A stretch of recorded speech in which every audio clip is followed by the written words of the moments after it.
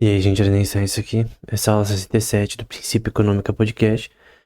E hoje a gente vai começar uma série, que eu vou continuar, se Deus quiser, sobre a transição de um sistema socialista para um livre mercado, né? O que aconteceu na Rússia e nos países bálticos e nos países membros da União Soviética como um todo. Polônia, enfim, Ucrânia. Uma transição também para uma moeda nacional nesses países e até independência do ponto de vista político e econômico. Então, a Polônia hoje não tem nada a ver com. Assim, não é a mesma coisa que naquela época, por exemplo. Você vê que houve uma mudança completa, né? Mas e a época de transição nos anos 90, né? Porque a queda da União Soviética foi em dezembro de 1991. Então, não chegou a um século, né? Mas se continuasse mais um pouquinho, chegava até um século, né? A gente for pegar desde 1917, durou várias décadas. Em que teve os seus altos e baixos. Mais baixos, com certeza. Por várias razões. Razões também econômicas. O ponto é que nunca funcionaria, né? Esse é o ponto, né? Então a União Soviética era um, um grupo, né? De países que tinham um sistema econômico igual, de certa forma. Obviamente, cada país tem a sua língua, dialetos e coisas do tipo, né?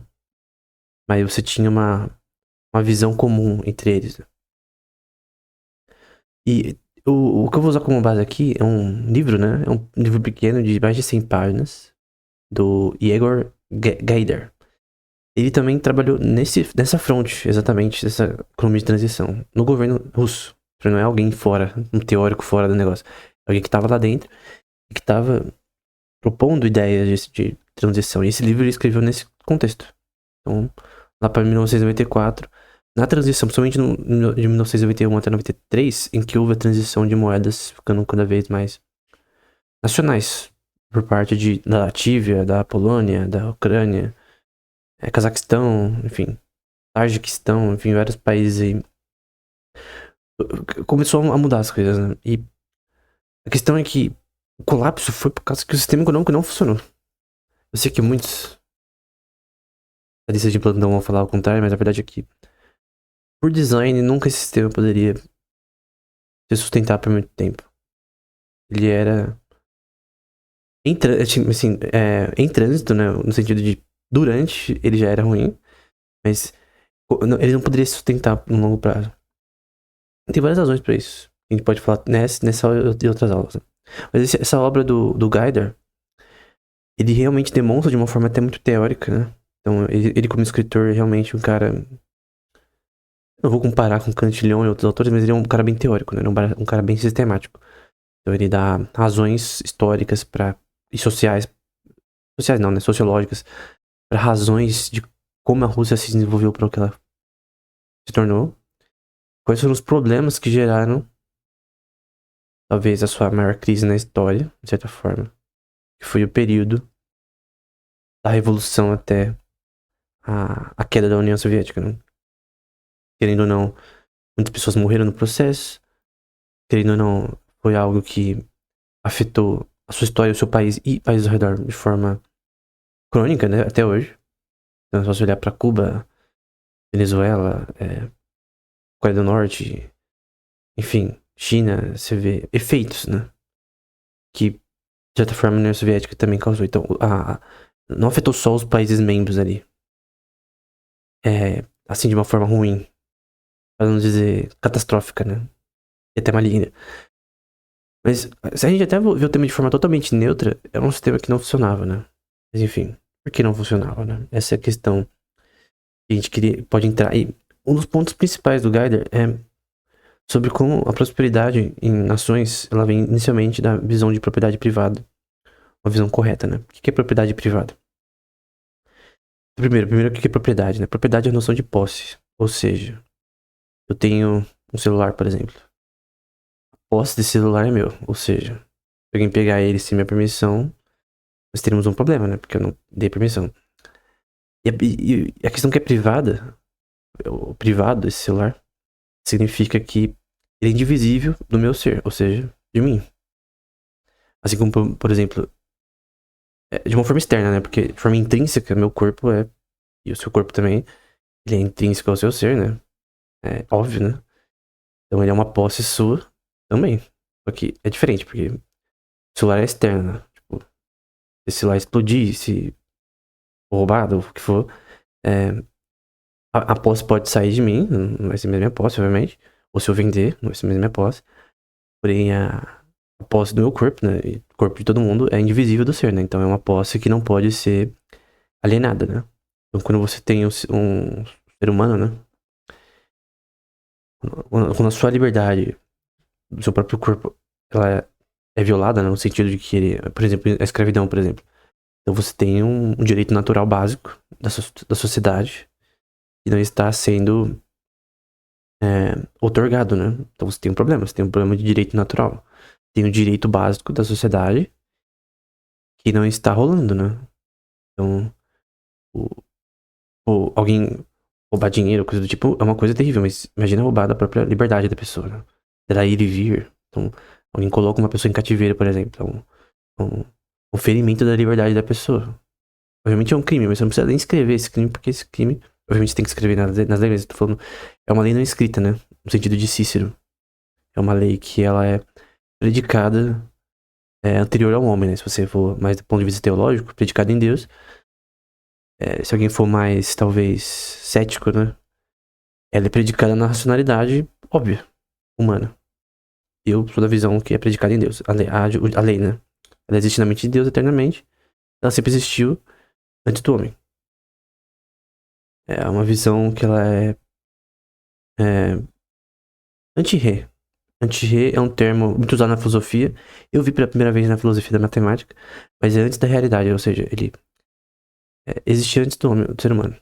Na matemática, anti-ré tem a ver com a visão filosófica de matemática, por exemplo, a noção de geometria, ela é anterior ao ser humano. Da realidade dele descobrir, nesse sentido. Então, mesmo se você for cético, tipo, você descobrir um teorema geométrico, sei lá, geometria hiperbólica do Riemann, por exemplo, existia antes do Riemann descobrir. Geodésicas, no contexto dele e tal. Antes dele descobrir já existia. Essa é a noção. Se você for teológico, do ponto de vista teológico, predicado na mente de Deus sempre existiu. Deus é onisciente. Se você for mais cético, talvez a visão anti-rei, não sei se fica boa pra você, talvez a visão em rei, né? Quando alguém descobre algo, então, quando descobre um teorema, ele passa a existir. Então, a teoria das categorias, por exemplo, na matemática. Então, quando alguém descreveu pela primeira vez ela passou a existir. Essa é uma visão em rei. No direito também você tem isso, né? Você tem essa noção. O direito, a noção, por exemplo, de justiça, ela é anti-rem ou anti-re, né? No latim. Ou ela é in-re. Vou esquecer pós-re, que é post-rei, né? Que no caso é pós-realidade, eu não quero nem entrar nisso. Mas você crê que ela é antes da realidade ou na realidade? Ou seja, ela sempre existiu antes do ser humano descobrir, ou ela, ao ser humano descobrir, por exemplo, a noção de justiça, quando as sociedades foram se formando, essa noção passou a existir, né? Claro que um desses elementos leva ao positivismo, né? Na minha opinião. A Henry, no caso, é um pouco mais, talvez, racionalista, no sentido ruim da coisa, na minha opinião, em que você tem uma formação da razão do ponto de vista apenas humano, né? Então, o ser humano define o que é racional do que não é racional. Então, ele vai, por exemplo, agir contra Deus e vai falar que não é racional crer em Deus. Na minha perspectiva de cristão, por exemplo, eu creio que é totalmente racional crer em Deus. E, na verdade, é a única coisa racional que pode ser feita. Crer em Deus, né? Só que o ponto que eu quero trazer é que, quando a gente fala sobre propriedade privada, a gente tem que entrar em filosofia. Não tem como não entrar em noções de filosofia de direito. Então, o que é justiça? O que é verdade? O que é propriedade? Podem coexistir duas noções de propriedade diferentes e as duas serem verdades? Ou serem verdades de acordo com o que o ser humano falar? Porque se o ser humano pode falar o que quiser sobre o que é verdade, o que é justiça, o que não é, sem uma lógica por trás, sem, tipo, uma racionalidade por trás, sem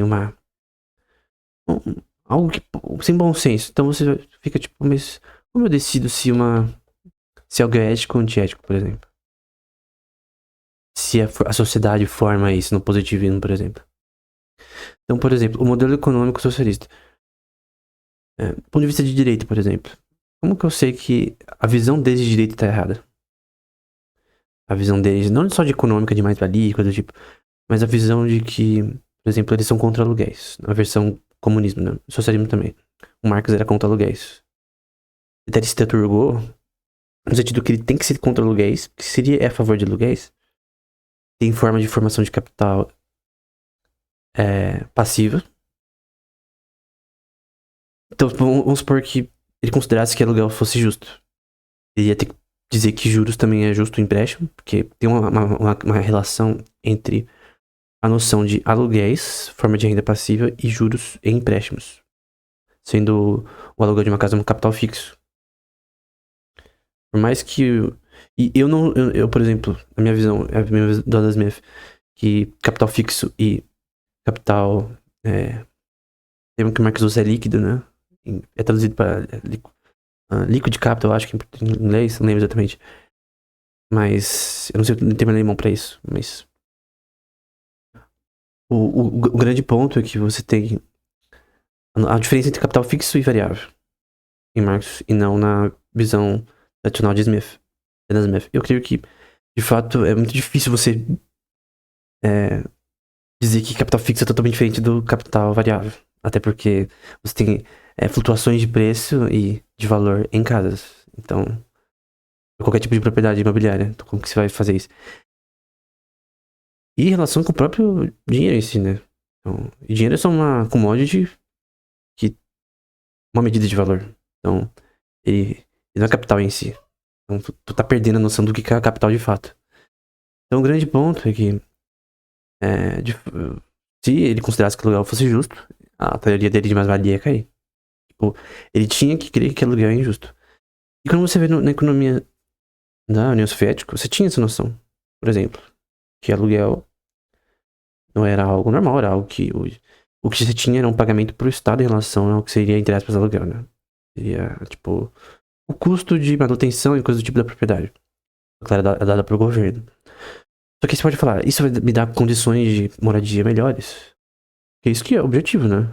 É melhorar a vida das pessoas.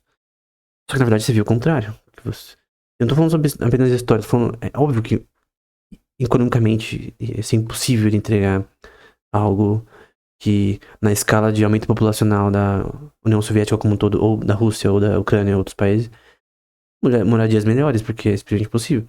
O Marx via, na verdade, no Das Kapital, que o capitalismo ia gerar, teoricamente, uma queda na qualidade de vida e de qualidade de moradia. Então, aumentos populacionais do ponto de vista malthusiano. Por sinal, a lei malthusiana estava errada, né? Na verdade, ela estava errada no sentido... Não que ela estava incorreta, ela estava incorreta no sentido que aumento populacional seria um problema. O Malthus acreditava que você aumentar a oferta, produção demais, e isso gera aumentos populacionais, que é isso que aconteceu na época deles. E Malthus não foi a primeira vez, né? Mas gera população demais e isso vai gerar uma crise na falta de comida para essa população que cresce mais rápido do que a produção. O que acontece? A gente vê na história que isso não aconteceu. Pelo contrário, hoje as pessoas têm mais acesso a boa alimentação do que nunca na vida, na história. Isso ao longo do século passado e anterior. Então, na verdade, você vê primeiro que a lei malthusiana ela não dava o efeito que eles esperavam.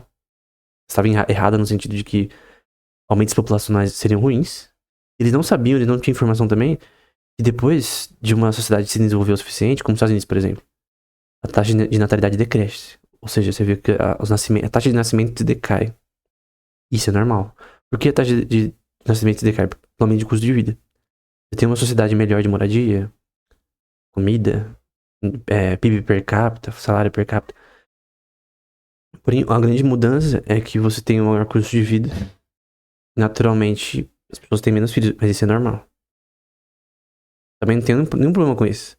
Não tem nenhum problema em aumentos populacionais orgânicos, feitos naturalmente pela sociedade. pelo seu desenvolvimento econômico, como aconteceu no século passado, principalmente. Tipo, de 1, 2 bilhões foi para 8 hoje em dia. Porque aumento de produção, eficiência de produção, aumento do conhecimento, que é o termo de Herman's Hope. Então,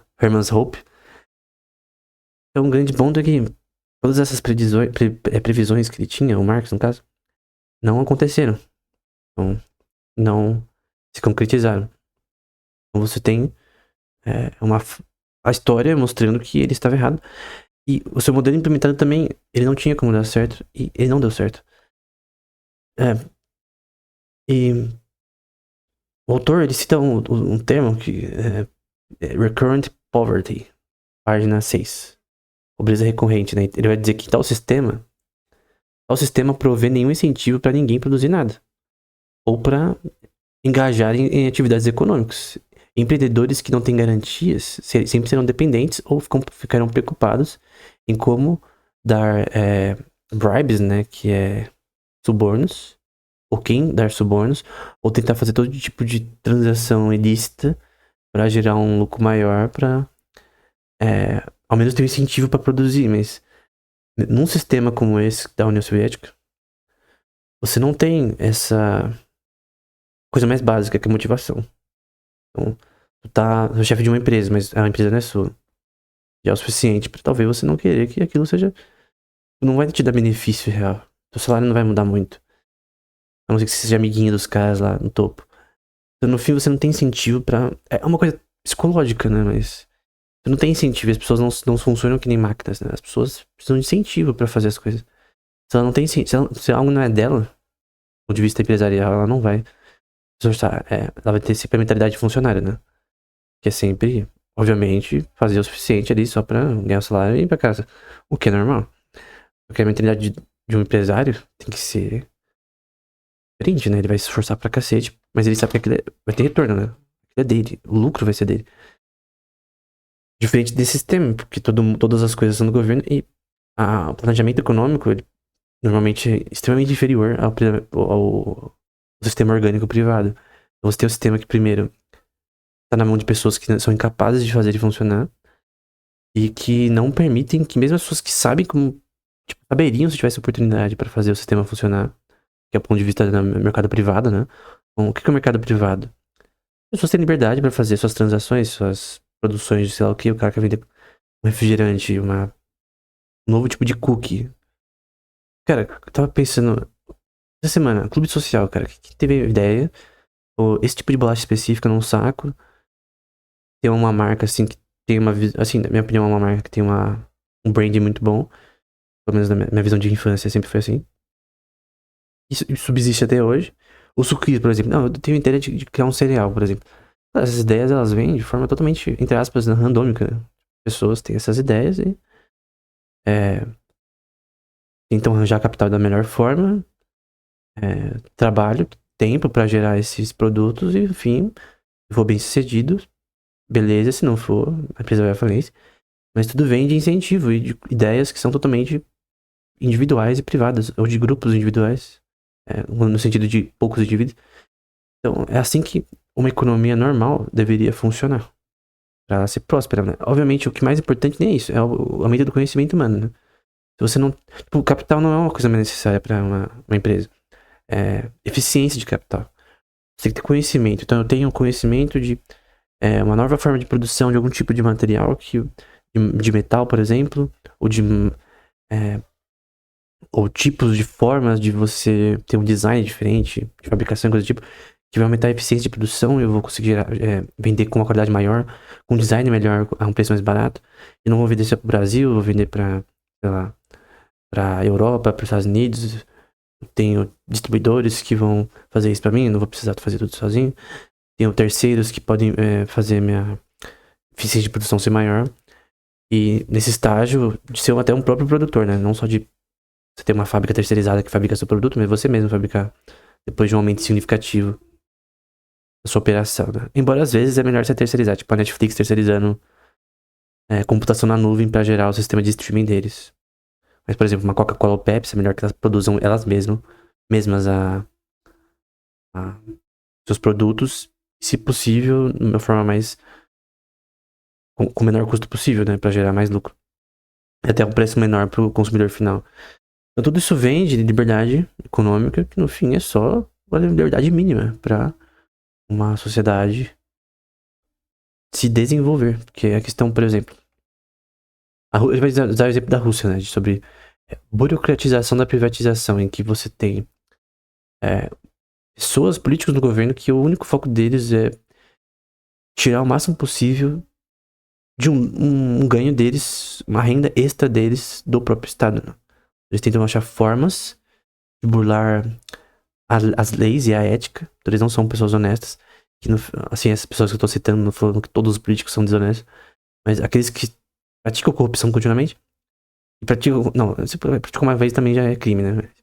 Aqueles que praticam continuamente corrupção, eles são basicamente parasitas, né? Eles sugam o que é arrecadado das pessoas de forma suada pra si mesmos, né? Então tem uma passagem, tem uma expressão que o Gaidar cita constantemente no seu livro, que é L'État c'est moi. Então, essa noção de que o Estado é meu, né? Então, tudo que é arrecadado é meu como político, né? Eu fui eleito, então eu posso ter todos os tipos de regalias que os outros não têm, né? Então, e esse é o grande ponto, né? A noção não só de propriedade privada, porque às vezes você tem um sistema que tem uma sociedade com uma liberdade econômica muito maior do que a União Soviética, ou do que sistemas tipo a China, coisa do tipo, né? Que é um quase capitalismo. Só que com um direito socialista, infelizmente, né? Uma constituição socialista, legislação também. Eles têm um controle maior sobre as empresas e sobre as pessoas, o que fere a liberdade. O grande ponto é que você tem o que ele cita como um problema no Ocidente, né? Um problema no próprio Ocidente de governos que eles estão no que é chamado de social-democracismo, né? Social-democrata, né? Talvez muitos keynesianos são dessa versão, né? Que é uma versão que você controla. Você pensa de forma econômica, mas de forma controladora do Estado, né? Então você usa o Estado para controlar a sua política econômica o máximo possível. Então, quando tem problema econômico, a culpa é de quem? O keynesiano sempre vai dizer: o Estado poderia resolver. Não importa quem seja a culpa, o Estado pode resolver. Essa é a visão keynesiana. E que o Estado também tem que dar uma chamada de social security, né? Ele tem que ajudar ao máximo socialmente as pessoas, porque isso é a função dele. Quando na verdade essa não é a função dele. A única função do Estado deveria ser operar as leis. Fazer elas operarem, serem cada vez melhoradas, e é isso. Não é ajudar a população com o dinheiro que ela mesma deu pra eles. Não faz sentido, né? É meio lógico, né? Você pegar dinheiro das pessoas, que é delas, pra ajudar elas.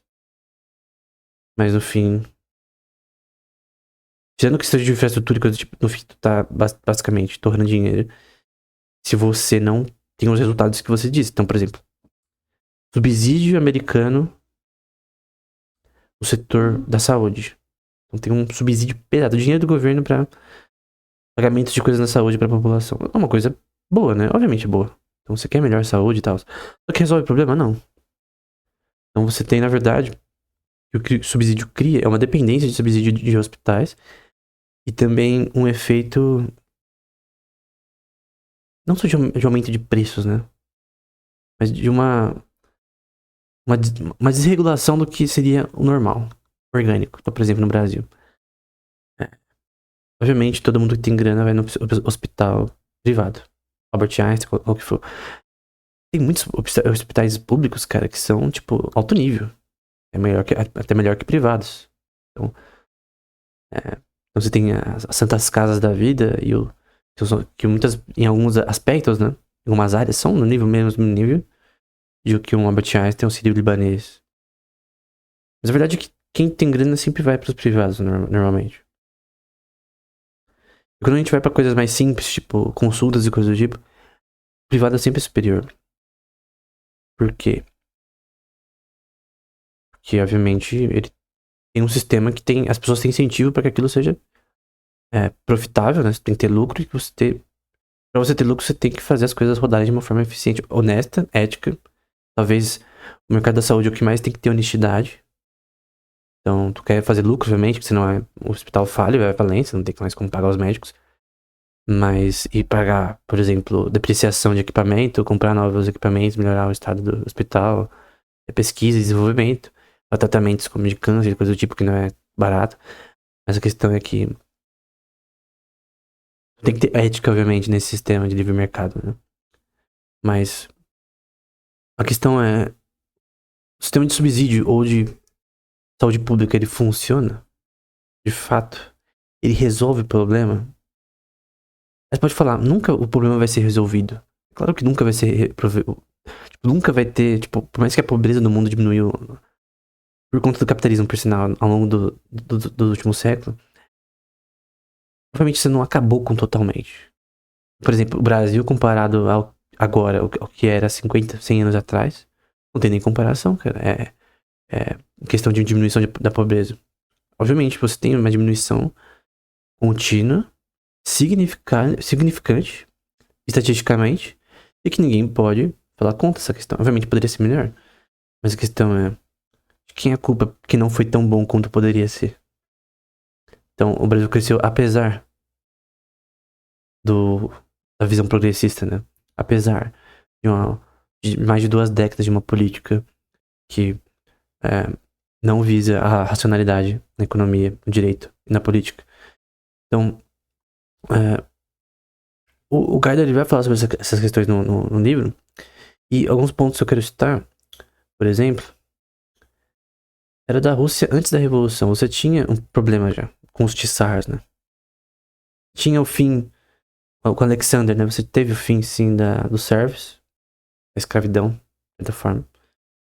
Você tinha agora a possibilidade das pessoas terem propriedade, os serfs terem propriedade. Então, antes não era possível. Só que foi uma transição que foi gradual e que talvez não foi tão eficiente quanto poderia ser, talvez, né? Então, eles eram meio que escravos, de certa forma. De certa forma, eles eram, né? Teve a emancipação dos serfs, depois da metade do século XVIII.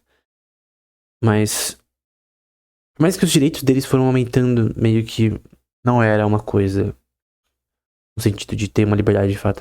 Na Rússia você tem, sim, um exemplo que ele vai citar, por exemplo, de pessoas a nobreza usava francês como língua. E uma coisa, por exemplo, o livro Guerra e Paz de Tolstói representa muito. Então, normalmente as pessoas da nobreza e pessoas ruins falam francês. Ruins no sentido, talvez, ético falando. Na introdução da versão que eu li, falando sobre isso. Eu li até a página 700, por sinal. Eu não terminei Guerra e Paz. Eu até vou ler de novo. Guerra e Paz é um livro muito difícil. Pra mim, pessoalmente. Porque eu não quero só ler o livro, né? Ler o livro é fácil. Eu quero entender o livro. Pra entender, tem que saber um pouco sobre história, né? Bastante sobre história. Da era napoleônica, né? Das invasões da Napoleão na Rússia e tal. Dá pra seguir de boa, né? Mas tem que saber bastante pra entender o livro. Ler é fácil. Qualquer pessoa lê um livro. Agora, entender é outra coisa, né? Agora, ele vai falar que você tinha, sim, problemas. Como eu disse, você tinha essa questão da diferença da nobreza, da plebe na Rússia. Diferente do Ocidente. Era num nível que era... Poderia dizer que era... Talvez parecido com uma aristocracia, de fato. Não, na verdade era uma aristocracia, né? Você tinha família real, entre aspas. No sentido dos Tsars, né? Então, era uma economia, que ele vai dizer na página 40, né? Que tinham reformas fiscais. Por exemplo, vai citar uma reforma do Segerwitt e do Ivan Vishnegradsky. Nome difícil. E falando sobre questões dessas reformas, restauração do padrão ouro. A Rússia começando a ter uma visão de ter um consumidor do mercado global maior, fazer mais exportações, coisa do tipo. Aquela coisa tipo o Japão. O Japão, ele teve uma época aí no século XIX, por exemplo, que ele tava estagnado ainda no sistema saindo da armadilha malthusiana. E com o impacto do Ocidente no Japão, você vê que eles foram caminhando até ele citar isso no livro. Até que o Japão, ele caminhou nas suas próprias pernas até hoje, competir de igual para igual para qualquer player de mercado no mundo. Então, você vê a Nikkei, por exemplo, a bolsa japonesa, é uma das maiores do mundo. Então, ele é um país forte. Por isso que tem uma língua totalmente diferente do habitual, né? Normalmente, por razões de colonização, o Ocidente tem uma língua mais, obviamente, parecida com a Europa, né? A comunicação é um pouco mais fácil do que um país como a Rússia, Ucrânia, Japão, que a língua tem uma diferença grotesca, né? Tipo, você aprender russo é muito diferente de você, por exemplo, um inglês aprendendo francês ou alguém no Brasil mesmo aprendendo inglês ou outras línguas. Obviamente a língua falando com inglês, mas eu tô falando no sentido de que naquela época tinha, assim, coisas acontecendo. Talvez não no nível melhor possível, mas uma transição que talvez sem a Revolução de 1917, de outubro, talvez não teria assim, a questão é, vamos supor que a gente fizesse um livro, né? Um filme ou um desenho. Estilo, eu lembro muito do Liga da Justiça, aquele que passava no SBT, né? Tem uns episódios que, tipo assim, e se tal coisa ou tal coisa acontecesse? Ou se tal pessoa ganhasse a guerra, por exemplo. A questão é, e se não acontecesse a Revolução de Outubro? Só a de Fevereiro, que era, no geral, uma popular, né? Não de uma minoria. É o. Como é o nome? Thiago Braga fala sobre isso no canal dele. Tem um vídeo falando sobre essa questão, né? A diferença da Revolução de Fevereiro, se não me engano. Ou é de agosto, não lembro. E é de outubro, é algo assim. Eu não lembro de qual exatamente, mas basicamente. E se não acontecesse aquilo? E se não tivesse infelizmente, a eliminação da família real? E tudo o que aconteceu da forma que aconteceu. Às vezes, obviamente, a causa da revolução, da possibilidade da revolução, todo mundo tá louco pra tirar o Tsar do governo. Pra mudar o governo, era por causa da Primeira Guerra Mundial. A Rússia, ela entrou na Primeira Guerra Mundial pro seu próprio fim. Porque guerra custa caro. E isso fez impostos ficarem mais altos. Fez economicamente o país ficar mais fraco. E o povo que teve que pagar por essa guerra no fim, né? Então, guerras custam caro. Esse é o ponto, né? E, obviamente a Rússia foi extremamente impactada por isso. E foi as causas da participação da Rússia na Primeira Guerra que causaram o efeito que gerou, no fim, a Revolução, né? Então, já tinha uma revolta popular acontecendo. Até que os bolcheviques e outros entraram em cena, né? Mas a questão é, e se? Até aquela série da Marvel, né? E se, né? If. And if. Não, é what if, eu acho. E se tal coisa acontecesse, né? É algo que a gente não pode saber, né? Só Deus sabe. Deus sabe o futuro de forma contingente. Ele sabe até o que poderia acontecer se tal coisa acontecesse. E então, eu creio que Deus deve perguntar pra ele, né? E o que aconteceria se tal coisa acontecesse, né? Qual seria a cadeia de eventos que acontecesse? Será que a Rússia poderia se desenvolver de forma mais rápida, né? Ou não, né? Eu creio que, do ponto de vista teórico, é óbvio que em relação de causa e efeito, a gente tem a visão de Mises de praxeologia e história, economia, praxeologia e história. É óbvio que seria muito melhor do que aconteceu de fato, né? Teriam, obviamente, menos mortes, teriam menos fome, menos uma situação de moradia ruim, a infraestrutura do país poderia ter sido melhor. Eu não estou dizendo que seria melhor, tipo, absurdamente, mas com certeza um ambiente com uma liberdade econômica maior. E não que tipo, não que, por exemplo, sei lá, como o próprio autor diz, né, que o sistema democrático é o mais, tipo, resolve todos os problemas, né? Pelo contrário. Quando você fala até de uma economia de transição, que é o que ele fala, né? A questão dos anos 90. Então a Rússia, O Império Soviético caiu, o que a gente faz agora? Como a gente faz a transição para não um livre mercado per se, mas mais liberdade econômica? Para um capitalismo no fim, que é o que aconteceu com a Rússia. Como isso deve ser feito, né? E é muito mais complexo do que parece. As pessoas às vezes só olham para as coisas teoricamente. Então as pessoas falam, eu sou ANCAP, eu sou é, minarquista, eu sou tal coisa, enfim. Sou liberal, conservador, não importa. Não importa qual modelo econômico você segue. Tem um livro do W.H. Hutch, que é um dos melhores economistas pra mim. É no top 5 pra mim. Até fiz no canal um vídeo de todos os maiores economistas, na minha opinião, atualmente, né? Embora eu tô muito fraco ainda pra fazer uma lista tão boa. Você tem essa questão de o que é politicamente possível, que o W.H. Hutch fala no livro dele. É literalmente esse é o título do livro, né? Economicamente possível, uma pergunta, né? E tem coisas que são difíceis de você implementar. Então, quando você fala, tem uma transição, por exemplo, a Rússia, de um sistema que por décadas foi socialista, a cultura das pessoas, a forma que as pessoas pensam é diferente. Nunca teve livre mercadoria. Diferente da Polônia, por exemplo, que você tinha, tipo, níveis ali anteriormente a esse sistema de uma liberdade econômica, de certa forma. Só que ali, você tinha uma economia que anteriormente era meio que uma transição do pré-malthusianismo para uma sociedade que saindo da armadilha malthusiana, saindo da estagnação econômica. Obviamente, uma transição de liberdade é o que permite isso. Então, a emancipação dos serfs foi, sim, um elemento bom para isso ser o futuro. Mas você precisava de mais liberdade. Obviamente, talvez o governo de Tsar não, com certeza não seria a melhor visão, né, para isso. Só que o grande problema é que o socialismo não pode ser a solução, né? Não tem como resolver os problemas que a Rússia tinha na época. Então, por razões teóricas óbvias e por questões.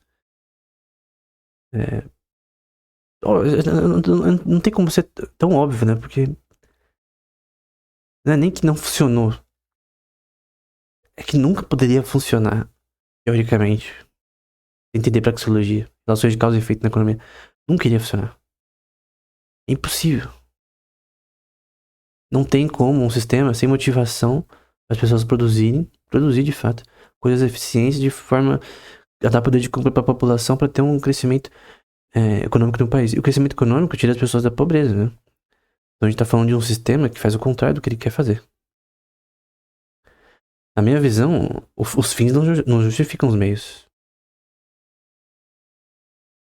Na visão deles, justifica.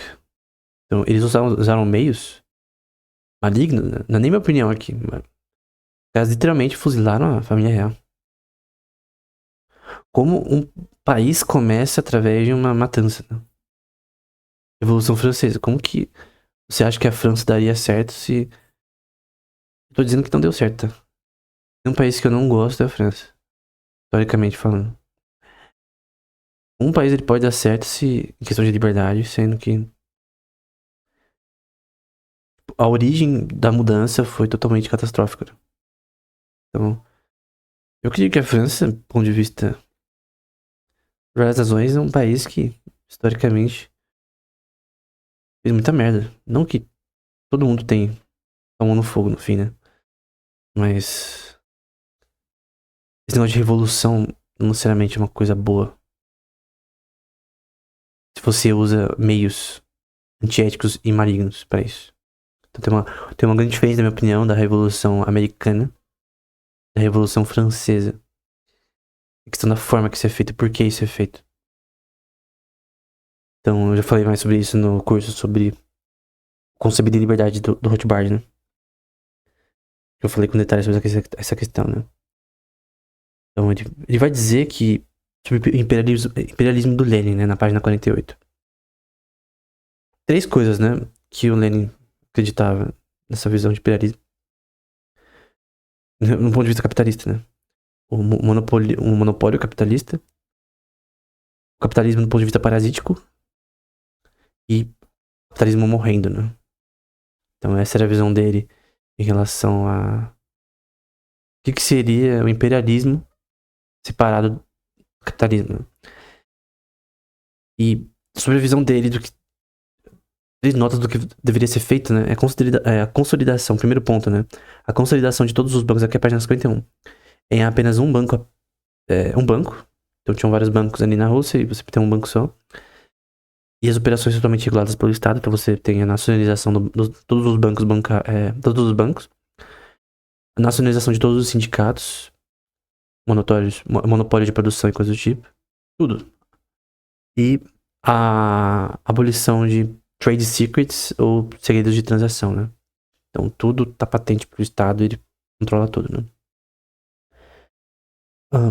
Só que você basicamente tá pondo na mão de algumas pessoas que não têm conhecimento necessário pra isso. Sinceramente, ninguém tem conhecimento necessário pra isso.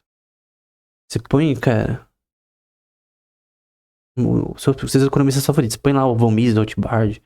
Pode pôr o Von Weiser, Karl Menger. Dá poder pra eles o suficiente pra um país que eles quisessem.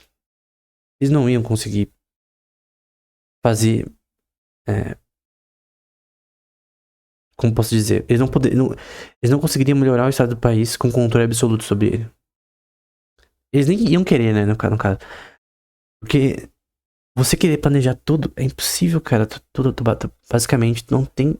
A economia é um sistema de informação imperfeita, cara. Você tem que ser um ser divino, onisciente pra você conseguir controlar tudo e ser eficiente. Saber níveis de oferta e demanda, saber a oferta e demanda futura de arroz, cara, de açúcar, de trigo, de capital. É impossível, cara. Se uma empresa conseguisse fazer isso, cara, ela tava feita, né? Porque nunca ia ter dead weight loss, nunca ia sobrar mercadoria que, no fim, vence. Vê um sistema simples de um mercado.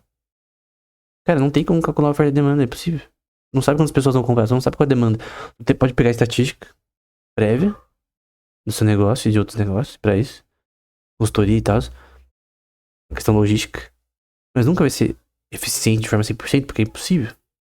Tem que prever quantas pessoas vão no seu mercado naquela época e comprar tantas coisas. O que é impossível, cara. Tu pode ter modelos probabilísticos e estatísticos, mas nunca vai ser acurado. Então, se você não consegue nem fazer o cálculo econômico para arroz, oferta e demanda de arroz, quando você tem que produzir tal tempo, quanto mais para toda a economia. É simplesmente impossível. Algo que é impossível no micro, tu aplica pro macro. Impossível, cara. Nunca você vai conseguir. Não é uma questão de, tipo, falta de conhecimento, de velocidade computacional. Tem uma pessoa que perguntou no grupo do Discord da Liga Libertária lá dos caras do Alta Linguagem, né? O Miorim Malboro, né? E perguntou, né, pra mim, né? Sobre se seria computacionalmente possível, do ponto de vista de algoritmos, gerar o cálculo econômico, né? Cara, tendo uma visão do Lloyd, né? Seth Lloyd. Vou deixar na descrição esse paper. A visão dele, teoricamente, tem 2 elevado a 120 bits de informação no universo. 2 elevado a 120 bits de informação no universo. A quantidade de informação que tem no universo, em partículas. Tem outra versão que é 2 elevado a 90, mas vamos deixar 2 elevado a 120 para ter um número legal. Vamos supor que teoricamente, obviamente é impossível, mas vamos supor que teoricamente tu usasse todos os bits de informação no universo para computar de forma 100% eficiente, eu sei que é impossível, um algoritmo para rodar o cálculo econômico de um país. Tu nunca ia conseguir fazer esse cálculo. Tu entende? O que é impossível? Se você tivesse todos os bits de informação do universo, você nunca conseguiria fazer esse cálculo porque ele é incomputável. Tu não tem informação suficiente. Não é uma questão de dinheiro incomputável porque você não pode trazer informações suficientes. É porque você não tem informação disponível o suficiente. Não é uma questão de big data, não. É só você analisar melhor os dados, ter modelos probabilísticos melhores. Não é um sistema físico. No sentido de partículas.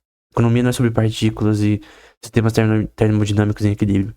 É sobre pessoas fazendo ações. E demanda é uma coisa totalmente relacionada à preferência temporal das pessoas. Nem as pessoas sabem o que elas vão comprar daqui a 2 semanas. Então, tipo, você vai no mercado, você fala, nossa, eu acho que eu vou comprar um sneakers. Por quê? Ah, porque eu quero, cara. Eu senti de comprar um sneakers agora. Aí, no resto da vida você nunca mais compra sneakers. Tu passa no mesmo mercado, na mesma parte de sneakers, você nunca compra. Cara, as preferências das pessoas, nem elas sabem. Às vezes, que elas vão comprar no futuro. Que elas vão fazer no futuro. Pessoa que vai ter uma empresa que a criança que hoje em dia tem uns 10 anos e vai ter uma empresa multibilionária daqui a 20 anos, não sabe que ela vai ter essa empresa, o que ela vai fazer, enfim. As pessoas não sabem o futuro. E tá querendo prever algo que você não tem informação suficiente. E que são coisas que nem se você lesse a mente das pessoas você conseguiria. Teria que ser realmente sendo onisciente, temporal, perfeito pra conseguir fazer isso, né? O cálculo econômico. Você teria que ser um ser divino. E a escola de Salamanca, já vi atores de Salamanca falando sobre isso. Não tem como. Não é uma questão de, tipo, a forma de fazer um cybercomunismo, enfim, cybersocialismo, cálculo econômico. Não é possível, cara. Você vai pra metamatemática, pra 10º problema de Hilbert, pra problema da decisão, ou uncertain problem. É a mesma coisa, cara. É algo incomputável. Tu não consegue computar todos os números primos. Oh, não me diga. Números primos são infinitos. Você pensou que você ia computar todos como? Eles são infinitos. Mesmo que você pegue o crivo mais ferrado de calcular números primos, você nunca vai calcular todos. Por isso que isso é definido teoricamente. E não existem infinitos números primos fisicamente. É algo. Platão, teoria das ideias, é uma forma, né? Não sou totalmente contra a teoria das ideias. É uma forma, né? Uma coisa na nossa mente. Na mente de Deus, né? Mas não é fisicamente é, real. A existência de todos os números primos é uma coisa não subjetiva, existe, mas é uma relação óbvia teórica. Então, tu teoricamente pode computar todos os números primos no computador, mas não fisicamente realizar isso. Que é impossível. Então, o cálculo econômico é impossível.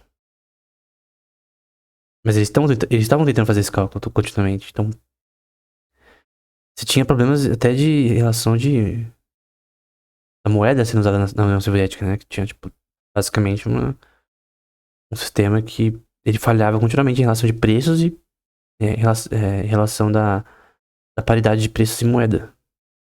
Poder de compra da moeda, de estado para estado ali, é uma coisa totalmente disfuncional, né? A questão é, o Yegor Gaider fala, né? Como que você muda um sistema como esse? Como que você faz a transição? Agora eles tinham que fazer a transição. Ok, vamos implementar mais livre mercado. Como que eu faço a transição? Como você muda a mentalidade das pessoas? Que elas precisam ter direito à propriedade privada. Terem empresas que elas querem, de contratarem as pessoas, obviamente com leis corretas em relação a isso. Mas contratar as pessoas que elas querem para determinadas funções. E no fim ter um crescimento econômico saudável, né? Tipo, não adianta só você mudar sua mentalidade, tu tem que saber implementar ela. Não é uma transição que é imediata, né? De 1 ano, 2 anos. É uma transição que dura até hoje, né? Então, do ponto de vista social, talvez. Eu não sei como tá o pensamento das pessoas sobre esse tema atualmente, mas tem pessoas ainda que estão vivas que viveram na época União Soviética. E lembram desse tempo, né? Seja com desdém, né? Tristeza sobre esse tempo. Ou talvez até com uma visão de ilusão de que era melhor. Não sei. Você teria que falar com todas as pessoas na Rússia pra pensar sobre isso, né? Mas o grande ponto é que não adianta você só ver. Nem parar por aí. Não adianta você só ver que um sistema não funciona. Tu tem que saber como fazer a transição pra outra. E depois como você melhora esse sistema novo, né? Tu acha que o sistema atual os governos atuais, né? Ele é perfeito, que ele é tá no ápice da civilização em relação à prosperidade econômica? Claro que não, cara. Tu tem uma nova transição que poderia ser feita, né? De sistemas democráticos econômicos que são, assim, no geral, que crescem todo ano, mas que tem interpolações inorgânicas causadas por governos, por incompetência e ignorância, que colocam barreiras, né? Paredes no desenvolvimento econômico do país. O país cresce apesar desses problemas. Então, né? Mas o país está crescendo usando tarifas, usando subsídios, usando todos esses tipos de coisas que você está falando que são desperdício de dinheiro. Cresce apesar disso. Então a questão, qual que vai ser o primeiro país a se voltar totalmente à liberdade econômica?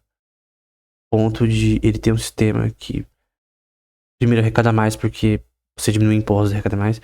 E você ter um sistema de legislação que permite uma liberdade econômica maior e permite que as empresas respirem e possam fazer suas operações contanto que estejam segundo a lei, né? Segundo a ética e honestidade nesses negócios.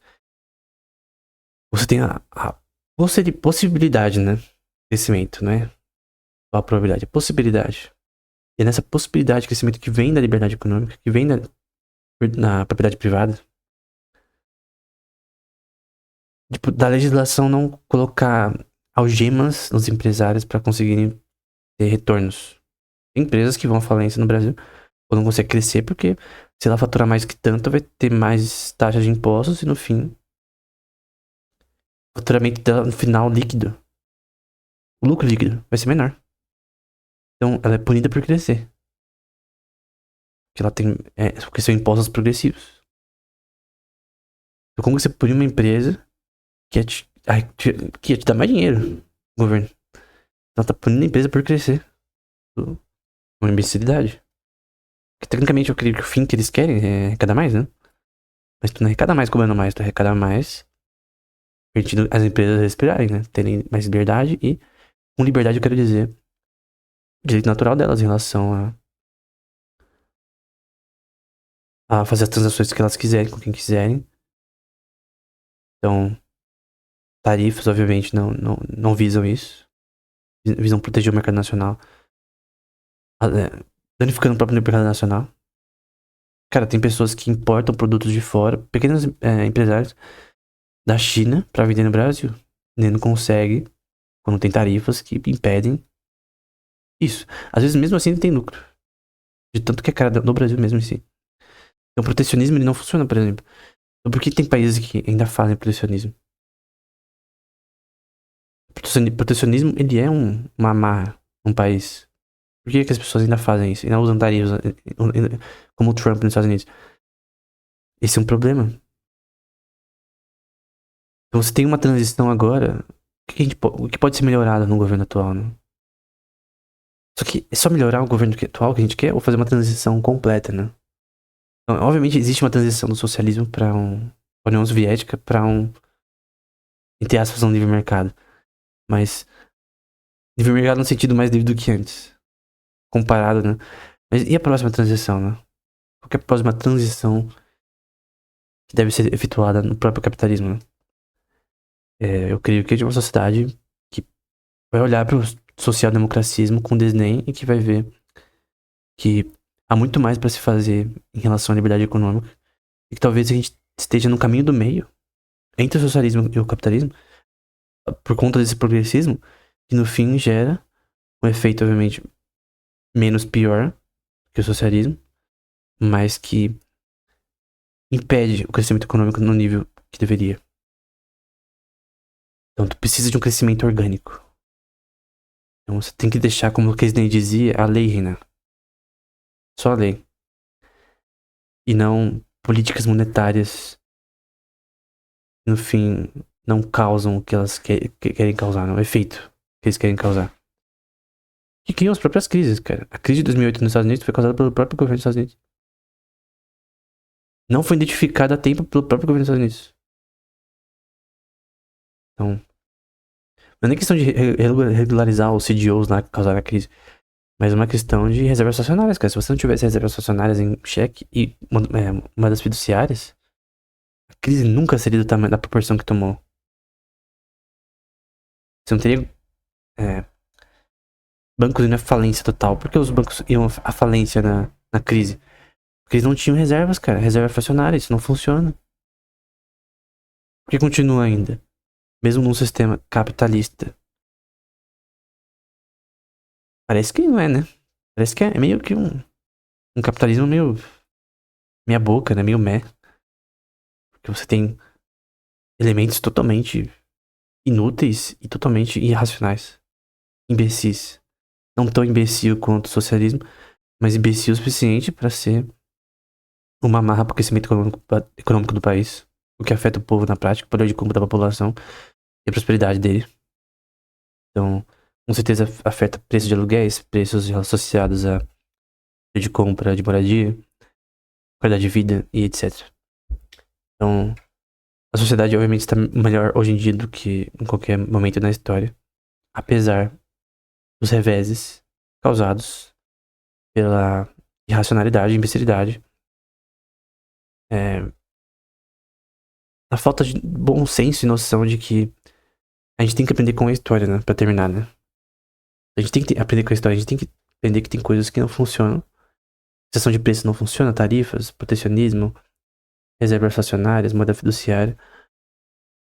A gente não deve continuar essas coisas, a gente não deve, tipo, continuar a fazer coisas idiotas.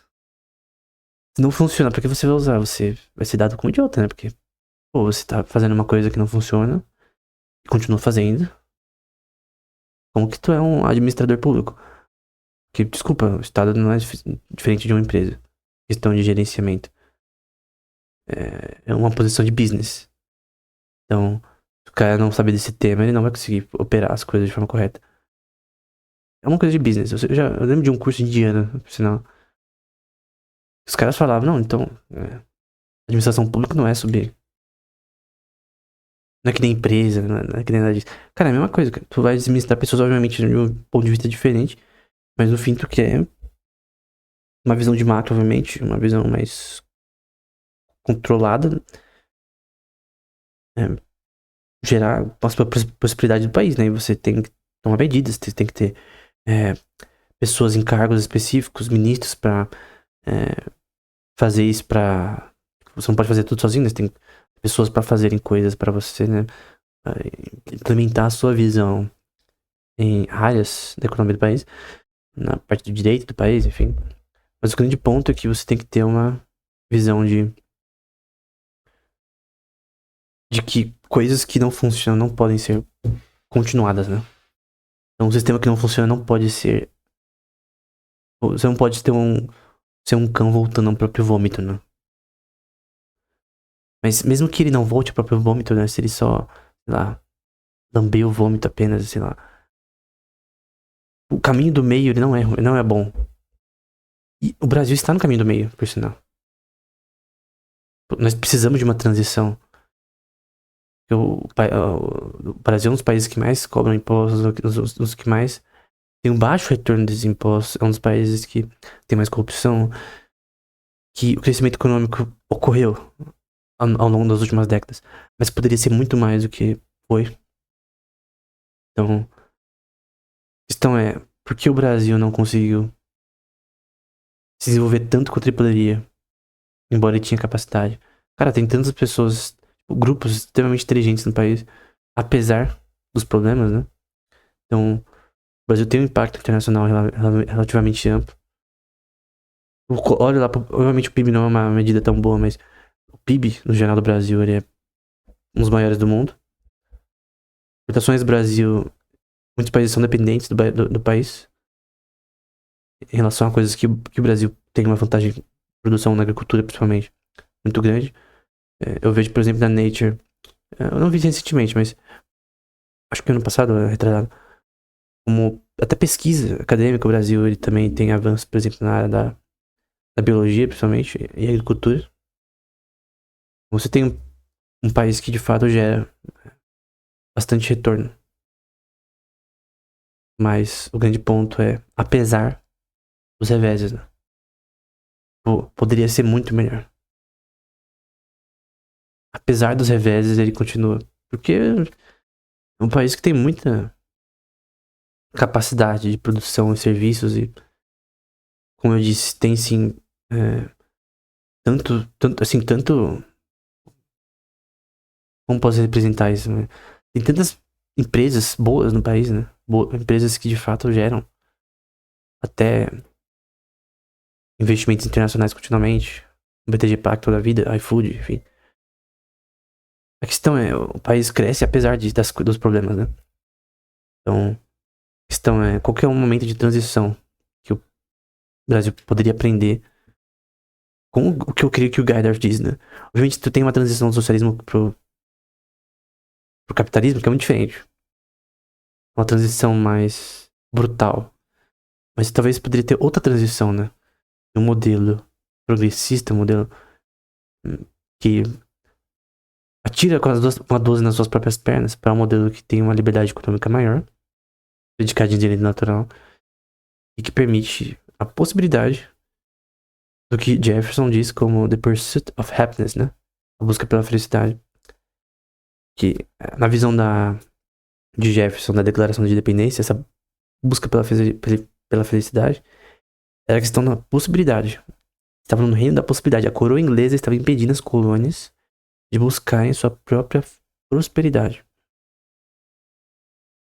Eles estavam condenando eles à pobreza crônica, à estagnação crônica do país, impostos elevados fazendo as pessoas focarem, né? Uma coisa terrível.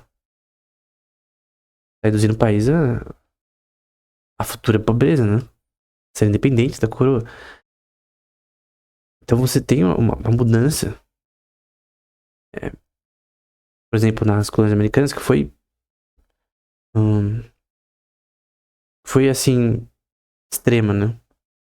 Não necessariamente que a mudança que o Brasil tem que ter tem que ser extrema, né? Mas tem que ser uma transição que permite mudanças na Constituição, mudanças na legislação. E cada vez mais uma descentralização do poder, né? Não totalmente, mas o suficiente para que, obviamente, o Estado opere as leis, mas sem tirar a liberdade da população de, como o Jefferson diz, a busca pela felicidade, né? Então, era isso.